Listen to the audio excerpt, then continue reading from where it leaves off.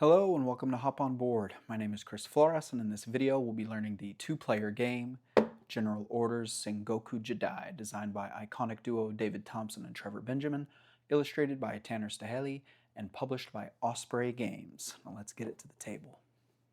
The Sengoku Jidai period of Japan lasted nearly 150 years, spanning from the 15th century into the turn of the 17th century. This time was characterized by civil war among the Japanese daimyo and their followers after the fall of the Ashikaga shogunate. This campaign of political turmoil, military conflict, and decentralization of power culminated in the reunification of Japan under the Tokugawa shogunate in the early 1600s. In General Orders Sengoku Jidai, you play as one of these daimyo, using commanders to advance and reinforce troops, ships, and siege weapons. You'll manage supply lines and carry out tactical operations with operation cards. The player who either empties their opponent's headquarters first or has the most valuable control points on the map at the end of the game wins.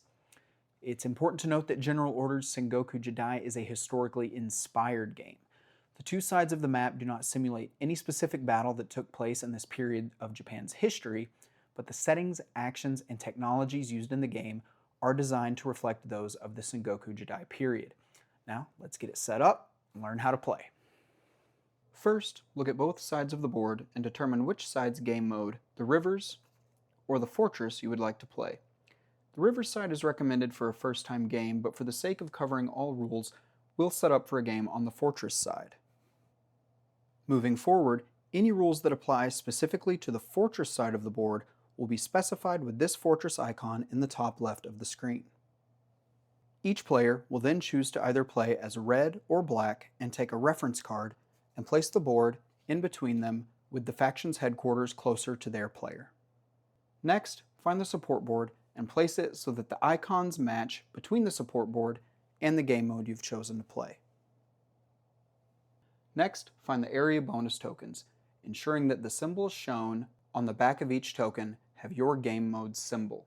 Then randomly place one in each of the slots indicated on your game board, 3 on the river side and 4 on the fortress side. Then each player takes the number of commanders equal to the number indicated on the support board, 5 for the river side and 6 for the fortress side. Place these commanders into your reserve along with your 25 troops and 10 ships. Place a troop from your reserve on each land area for each troop symbol shown matching your faction's color, and similarly, place a ship from your reserve on each water area for each ship symbol matching your faction color. Note that neither player will start with ships on the board on the fortress side of the map. When playing on the fortress side of the game board, place your faction's 5 siege weapons into your reserve, and then place a siege weapon onto each land area for each siege weapon symbol matching your faction's color. The fortress side of the board should look like this at the end of setup. Finally, shuffle the 24 operation cards matching your game mode and place them face down next to the board. Place the 4 dice near the board and flip the round marker. The faction whose color lands face up will begin the game with the initiative acting first. Place the round marker on the 1 space of the support board to complete setup. Now that we're ready to play, let's cover the flow of the game and cover some general concepts. General Orders Sengoku Jidai is played over a maximum of 4 rounds, with 3 phases per round. In a round, players will first deploy commanders. This is the meat of the game, where players will alternate placing commanders on the map in order to carry out the various actions available to them on the map and the support board. Deploying commanders ends when both players have deployed all their commanders to the game board or support board. Then, players will recall commanders, returning all of the commanders to their reserves. Finally, the round marker will advance without the initiative holder changing. After advancing the round marker, you're ready to begin the next round. General Orders Sengoku Jidai has several mechanics at work, and there are some key concepts to understand before diving into gameplay. The map is made up of spaces called areas. These areas are separated by solid borders. A single area may be made up of 1, 2, or 3 hexes on the map, and any 2 areas sharing the same border are considered adjacent. The red and black players' headquarters, or HQs, are indicated by a red or black border respectively, and areas with a white border are fortifications. Every area is also considered either a land area or a water area. Control is another key concept to the game. A player controls an area on the board as long as they have at least one unit, whether it be a troop, ship, or siege weapon, in it at the beginning or end of an action. Different aspects of the game are dependent on whether or not an area is considered in supply or not.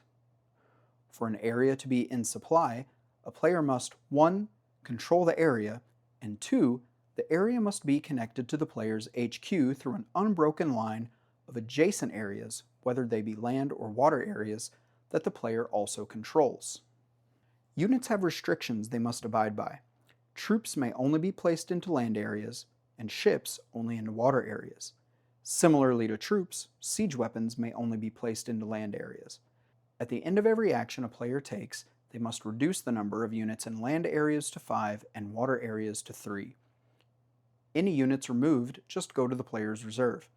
Note that while carrying out actions, players may exceed these limits.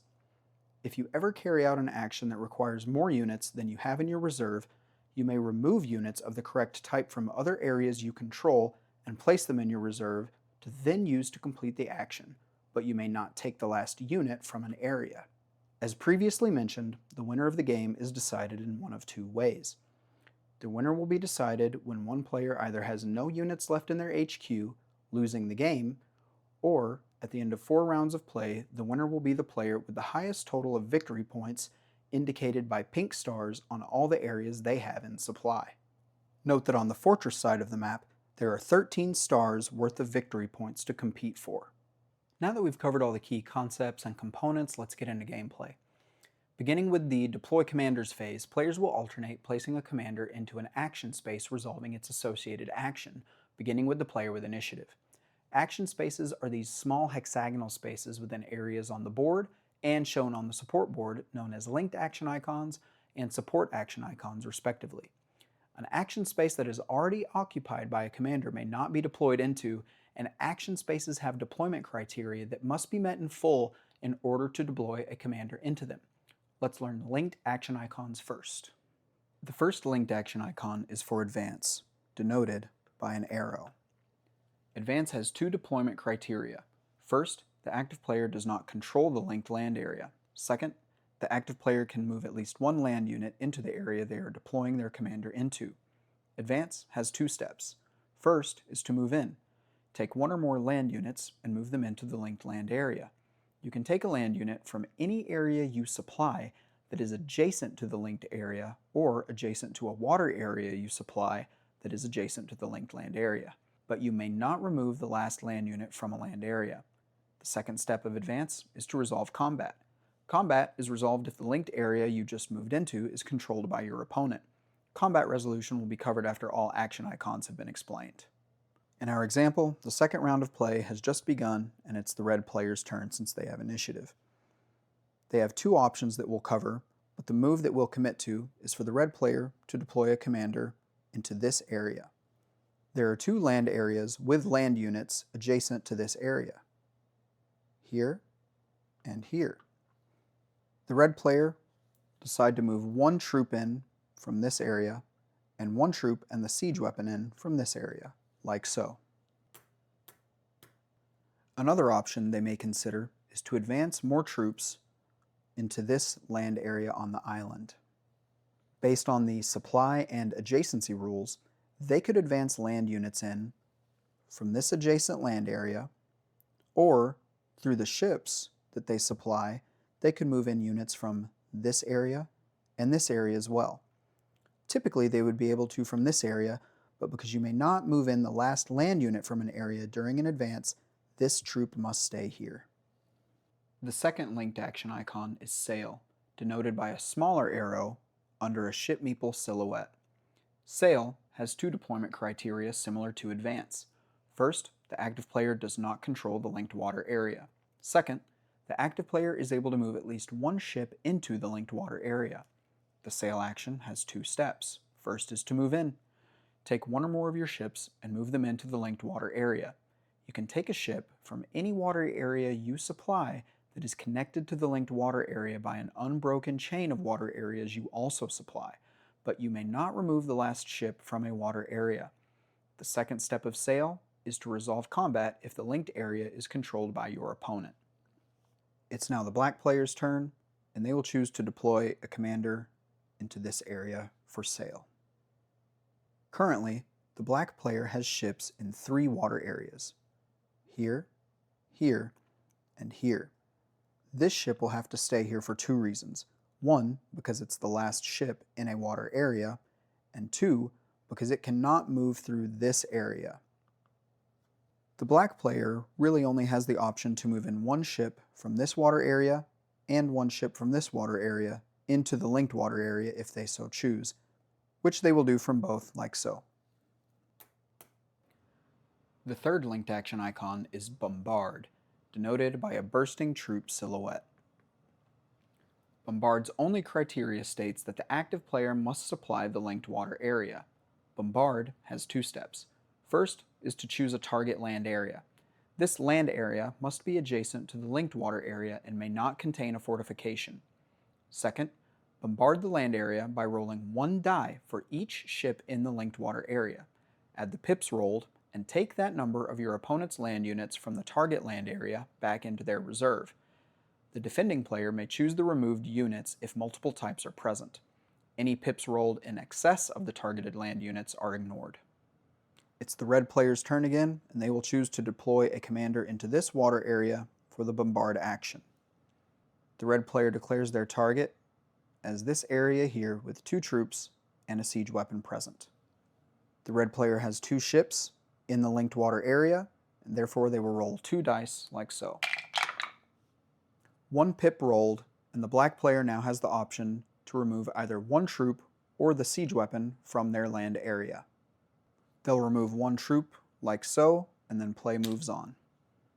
The fourth linked action icon is Shell, denoted by a bursting ship silhouette. Shell also has 1 criteria stating that the active player must control the linked land area. Shell has 2 steps. First, choose a target water area adjacent to the linked land area. Second, shell the targeted water area by rolling 2 dice, adding the number of pips rolled, and then remove that number of your opponent's ships from the target area, placing them back in their reserve. Any pips rolled in excess of the targeted ships are ignored. The black player doesn't like seeing this lone red ship on their side of the map, and will choose to deploy a commander into this area for the shell action. Their only viable target from that land area is the lone red ship, so they will take the 2 dice and roll like so. 3 pips is plenty enough to remove the red ship, goes back into the red player's reserve, and play moves on. The fifth and final linked action is Siege, denoted by a bursting fortress. Siege has 2 deployment criteria. First, the active player must supply the linked land area, and second, the linked land area contains at least 1 siege weapon. Siege has 2 steps. First, choose a target land area adjacent to the linked land area, and then Siege. Roll 1 die for each of your siege weapons in the linked land area, add the pips rolled, and remove that number of your opponent's land units from the target land area, placing them back in their reserve. Your opponent may choose which units are removed if there are multiple types. Any pips rolled in excess of the targeted land units are ignored. At this point in the game, the red player is looking to gain full control of the central island, so they will go for a siege in this area, targeting these 2 siege weapons. The red player only has 1 siege weapon in that land area, so they will only roll 1 die like so. 2 pips rolled removes both siege weapons, and the area is now clear for the red player to take over. Now we can cover the 3 support actions whose action spaces are located on the support board.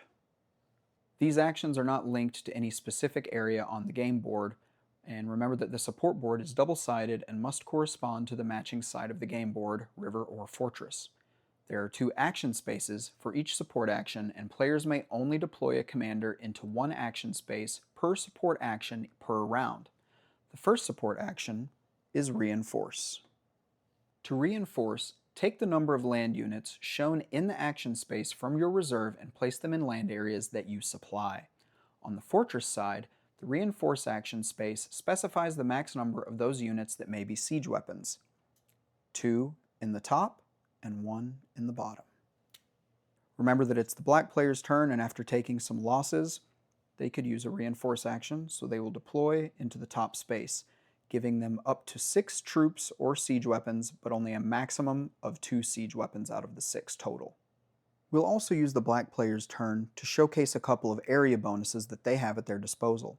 The first one applies to reinforce because they control the area that corresponds to the barracks. Note the flower here and the flower here. The barracks will give them a bonus 2 troops to their reinforce action for a total of 8, but they still may only deploy up to 2 siege weapons. They'll deploy their 6 troops evenly among this area, and this area, like so. And they'll deploy their 2 siege weapons into this area and this area, like so. The second support action is Embark. To embark, take the number of ships shown on the action space and place them into water areas that 1. You supply and or 2. Are adjacent to a land area with a port that you supply and have no enemy ships. Ports indicate water areas that you can place ships into when taking the Embark action. They are denoted on the map by this fence-like border and docks sticking out into the adjacent water areas. The red player would like to increase their naval presence on the map, so they choose to embark. The top embark space gives them 3 ships to deploy, which they will just use to fortify their currently controlled water areas like so. The third and final support action is Plan. To plan, draw the number of operation cards shown on the action space into your hand. There is no limit to the number of operation cards you may have in hand. If you deploy into the lower plan action space with the initiative symbol, flip the round marker to your color for initiative, and then you will deploy first in the next round. Operation cards in hand may be spent to either resolve the effect the card provides, or you may spend a card to re-roll all the dice you just rolled on any roll. When spent to resolve the card's effect, the text directly below the card's name explains what the card does, and the bottom text describes the condition for when the card can be played. This condition icon here indicates that the card can be played on your turn, but a red condition indicates that the card can be played during your opponent's turn. Multiple special effects may be used in the same turn, but you may not resolve the same effect more than once in the same turn. There is no limit to how many cards you can spend on re-rolls. Spent operation cards are placed into a shared discard pile next to the operation card deck. It's the black player's turn.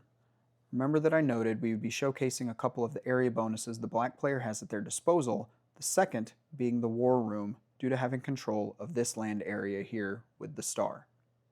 Controlling the War Room gives a player 1 bonus operation card whenever taking the plan action. With that bonus in mind, the black player will deploy into the bottom plan space, giving them 1 bonus card for a total of 2, and initiative moving into the 3rd round. They'll take 2 cards into their hand, and play will proceed. If for some reason a player wishes not to deploy into a linked or support action space, they may pass. To pass, deploy a commander into one of these spaces on your corresponding side of the support board. A commander placed here will be available to you again in the next round, and you may still deploy commanders on your remaining turns in the current round. Now that we've covered all available actions, we can learn how to resolve conflicts. After an active player, the attacker, places or moves units into an area controlled by their opponent, the defender, the conflict is resolved like so.